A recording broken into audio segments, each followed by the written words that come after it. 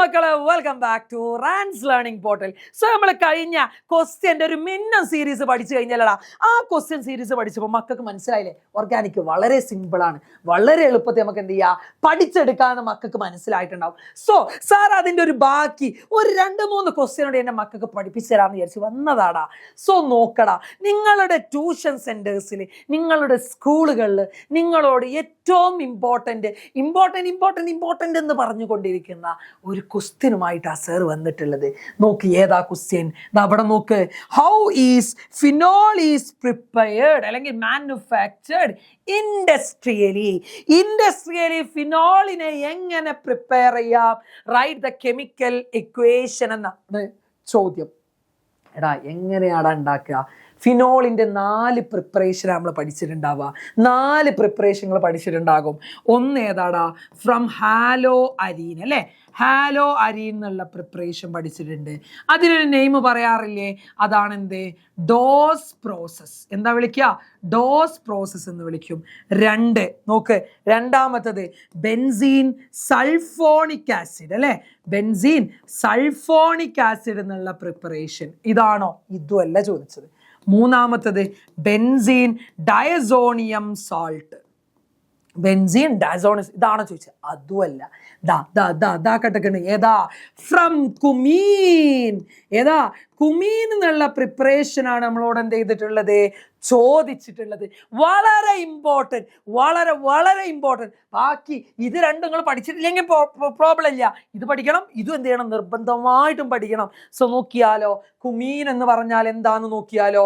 So ഇവിടെ നോക്ക്, കുമീൻ എന്ന് പറഞ്ഞാൽ, സോ ഈ റിയാക്ഷൻ ഒന്ന് നോക്കാം അല്ലെ, എങ്ങനെയാണ് ഈ റിയാക്ഷൻ വരിക എന്ന് നോക്കിയാലോ നമുക്ക്. സോ നോക്ക്, കുമീൻ എന്ന് പറഞ്ഞാൽ എന്താ? നോക്ക്, കുമീൻ എന്ന് പറഞ്ഞാൽ എന്താ? ബെൻസീൻ റിങ്ങിന്റെ മുകളിൽ CH3 CH3നെയാണ് എന്ത് വിളിക്കുക? കുമീൻ എന്ന് വിളിക്കുക. എന്ത് വിളിക്കുക? കുമീൻ അഥവാ ഐസോപ്രൊപ്പൈൽ ബെൻസീൻ എന്ന് വിളിക്കും. എന്ത് വിളിക്കും? Isopropyl benzene. അപ്പൊ സാറേ, എന്താ ഈ ഐസോപ്രൊപ്പൈൽ? എന്തെങ്കിലും സംശയം ഉണ്ടോ? നോക്കടാ, CH3 CH2 CH3, ഇതിനെ നമ്മൾ എന്ത് വിളിക്കും?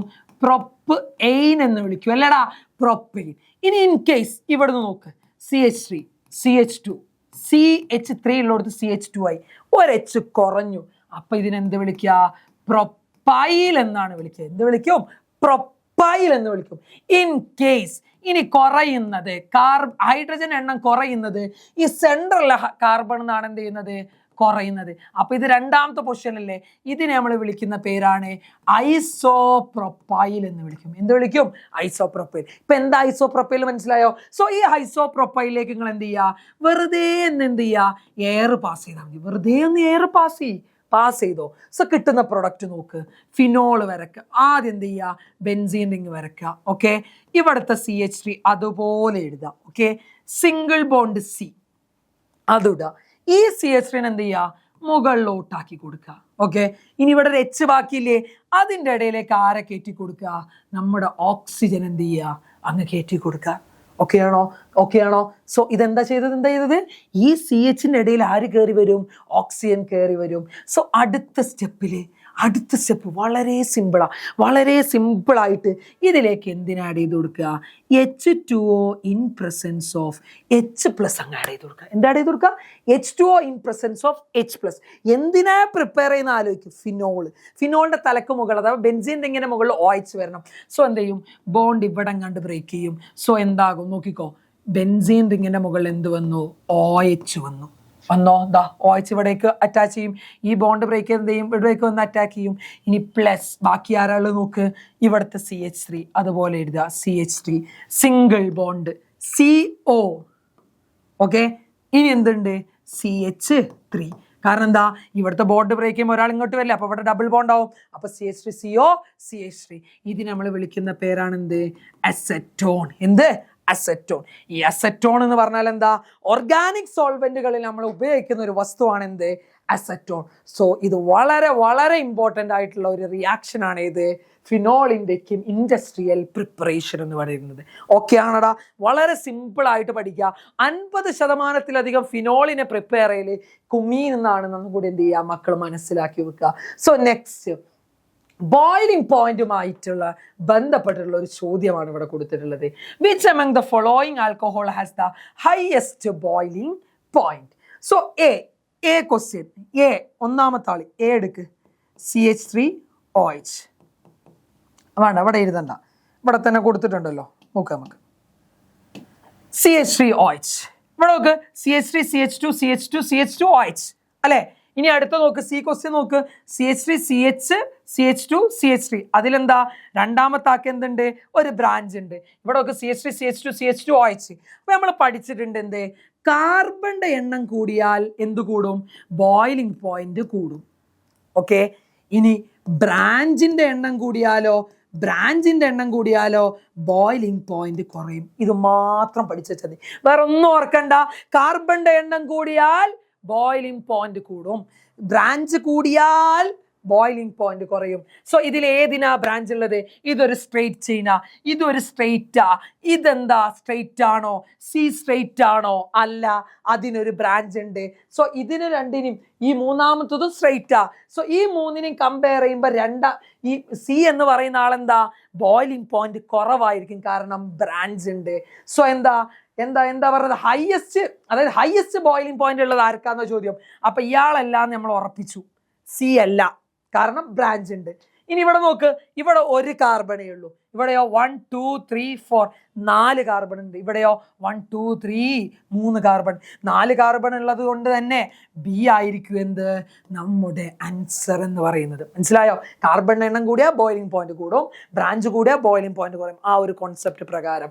ഇനി ഇതിനെ ഇൻക്രീസിങ് ഓർഡറിൽ എഴുതാൻ പറഞ്ഞാൽ എന്ത് ചെയ്യണം? ആദ്യം ആര് വരും? സി. അതിനേക്കാൾ കൂടുതലായിരിക്കും ആർക്ക്? ഒറ്റ കാർബൺ ഉള്ള എക്ക്. അതിനേക്കാളും കൂടുതലായിരിക്കും ഡിക്ക്. അതിനേക്കാളും കൂടുതലായിരിക്കും ആർക്ക്? ബിയിലേക്ക് എന്ന് പറയാം. ഇനി അടുത്തത്, phenol is more acidic than ethanol. Why? എത്തനോളിനേക്കാൾ എന്തുകൊണ്ടാണ് ഫിനോൾ എന്ത് അസിഡിക് എന്ന് പറയുന്നത്? വളരെ സിമ്പിൾ ആയിട്ട് നമുക്ക് ആൻസർ ചെയ്യാം. CH3 CH2OH. ഇതല്ലേ ആൽക്കഹോൾ അഥവാ എത്തനോൾ എന്ന് പറയുന്നത്. ഇനി ഫിനോൾ നോക്കി, ഇതാണ് ഫിനോൾ അല്ലേ, OH. ഇവിടെ ഈ കാർബൺ എന്ന് പറയുന്നത് sp3 ഹൈബ്രിഡൈസ്ഡാ. ഈ കാർബൺ എന്ന് പറയുന്നത് sp2 ഹൈബ്രിഡൈസ്ഡാ. ഇതിലെന്തായിരിക്കും എസ് ക്യാരക്ടർ എന്ന് പറഞ്ഞാൽ എത്രയാ? sp3 ആകുമ്പോൾ ടോട്ടൽ 100%. സോ 4 പേരുണ്ട്, അപ്പൊ അതിൽ ഒരു പേരുടെ പെർസെൻറ്റേജ് പറഞ്ഞാൽ 25%. ഇവിടെ എത്രയായിരിക്കും എസ് ക്യാരക്ടർ എന്ന് പറഞ്ഞാൽ 33%. വെൻ എസ് ക്യാരക്ടർ ഇൻക്രീസ് ചെയ്ത് കഴിഞ്ഞാൽ ഇലക്ട്രോനെഗറ്റിവിറ്റി ഓൾസോ ഇൻക്രീസസ്. ഇലക്ട്രോനെഗറ്റിവിറ്റി എന്ത് ചെയ്യും? വെട്ടൊന്ന് എന്ത് ചെയ്യും? ഇൻക്രീസ് ചെയ്യും. ഇലക്ട്രോനെഗറ്റിവിറ്റി ഇൻക്രീസ് ചെയ്യും. സോ ക്വസ്റ്റ്യൻ എന്താ? Phenol is more acidic than ethanol. Acid എന്ന് പറഞ്ഞാൽ എന്താ? H+ റിമൂവ് ചെയ്യാനുള്ള കഴിവിനെയാണ് എന്ത് വിളിക്കടാ?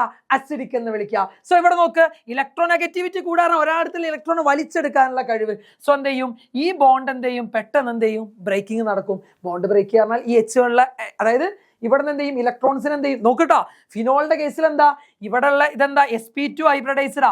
സോ ഇയാൾ എന്ത് ചെയ്യും? ഇലക്ട്രോൺ വിഡ്രോയിങ് ഗ്രൂപ്പ് ആയിട്ട്, അതായത് ബെൻസീൻ റിംഗ് എന്ത് ചെയ്യും?